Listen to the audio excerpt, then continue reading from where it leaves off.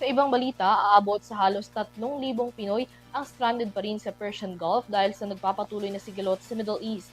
Nananawagan ngayon ang International Seafarers Action Center na itigil ang putukan at kaagad na mapauwi ng Pilipinas ang mga apektadong Pinoy. Narito si Rylen de la Cruz para sa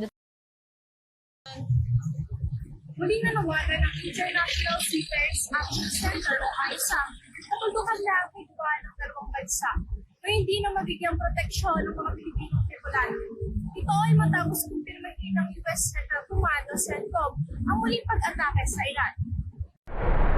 Sa lumalalang hidwaan sa pagitan ng dalawang bansa, humigit kumulang 2,500 Filipino seafarer ang kasalukuyang stranded sa Persian Gulf na posibleng maipit sa gulo.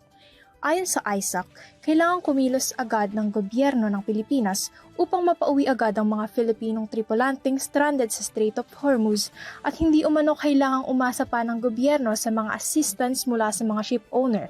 Sa halip, kailangan umanong magpatupad ang DMW at DFA ng plano para sa mga rescue and evacuation mission upang mapauwi ang mga Pilipinong stranded sa gitna ng hidwaan.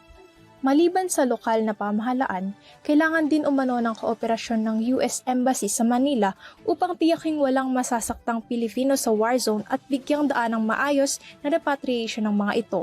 Kinondena rin ng ISAC ang US imperialist war of aggression laban sa Iran. Ayon sa kanila, lubha itong nakaaapekto sa global economy at sa lahat ng mga manggagawa sa Middle East. Samantala, nagpag-ugnayan na umano ang Pilipinas sa gobyerno ng Iran upang pahintulutan ang mga Pilipinong tripulanteng makatawid sa Strait of Hormuz sa lalong madaling panahon. Para sa UAP News, ako si Lydia de la Cruz, masaluto.